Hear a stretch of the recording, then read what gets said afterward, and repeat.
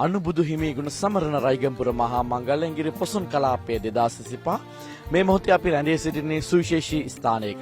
ඒ තමයි මේ ඉංග්‍රීය පොසොන් කලාපයට පැමිණෙන ඔබට ඉංග්‍රීසි ශාසනාංශික බල මණ්ඩලයේ මූලිකත්වයේ වගේම ඉංග්‍රීසි පොසොන් කලාප කමිටුව විසින් නිර්මාණය කරලා තිබෙන මේ දෙවන්ත තොරණ අභියස තමයි අපි මේ මොහොතේ රැඳී සිටින්නේ. අස්සක ජාතක කතා වස්තුව ඇතුළත් මේ දර්ශනීය තොරණ ඔබට මාගේ පිටුපසින් පෙනෙනවා ඇති. මේ ඉංග්‍රීසි පොසොන් කලාපයට පැමිණෙන ඔබට බලන්නට හමු වන තුන්වන තොරණ. විශේෂයෙන්ම මේ තොරණ ඔබ දන්නවා ඇති කාන්තාවක් විසින් ඉදිරිපත් කරන තොරණ. ඒ වගේම එක එක්කෙනා මූලික වෙලා ඉදිරිපත් කරපු තොරණ ඔබ දැකලා ඇති.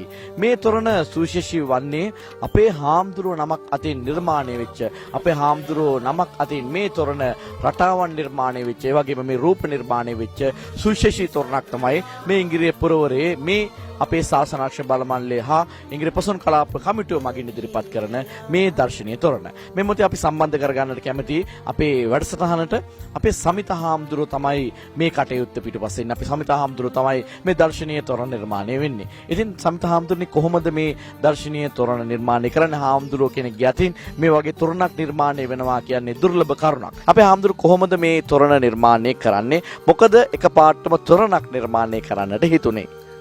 තෙරුවන් සරණයි හැම දිනාටම. ඇත්තටම තොරණක් නිර්මාණය කරන්නට මට හිතුණු පළවෙනි කාරණාව තමයි එක්තරා යුගයක බොහොම ඈත යුගයක මම තොරණක් ප්‍රදර්ශනය කරන්න මගේ පන්සලේ ඒ තොරණ ශිල්පීන්ගෙන් මම ඇහුවට පස්සේ අධික වියදමක් අධික දරාගත නොහැකි මුදලක් ගැන කිව්වා.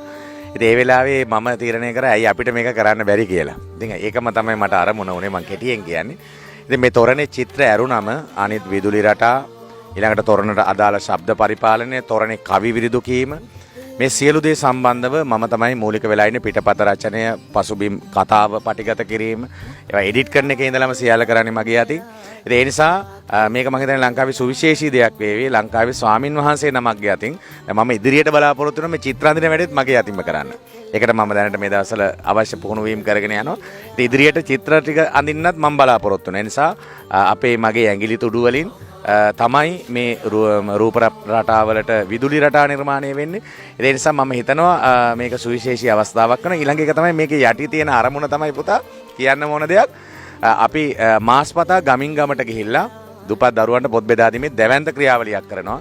ඔය බිබිල නාගල කනිෂ්ඨ විද්‍යාලයට අපි පහුගිය මාසේ ලක්ෂ 30ක විතර බඩු දුන්නා. ඊට පස්සේ රඹයව ශාසන ආරක්ෂක බල මණ්ඩලයේ සිසු නිපුණතා ඇගයීම් වල ළමයි 205කට ලක්ෂ 35ක විතර ද්‍රව්‍ය පහුගිය මාසවල දුන්නා.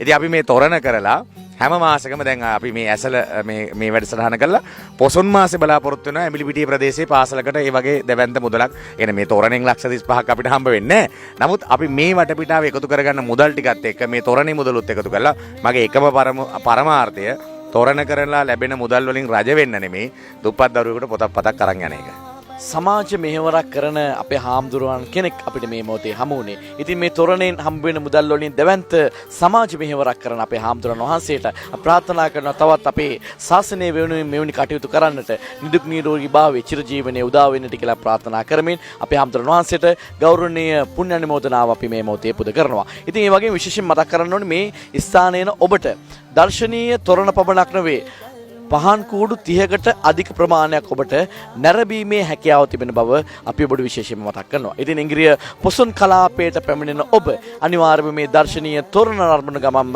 මේ ස්ථානයේ තියෙන 30කට අධික පහන් කූඩු නරඹන්නත් එකතු වන්න කියලා අපි ඔබට විශේෂයෙන්ම ආරාධනා කරනවා. අනුබුදු හිමි ගුණ සමරන රයිගම්පුර මහා මංගල්‍ය ඉංග්‍රීසි පොසොන් කලාපය 2025.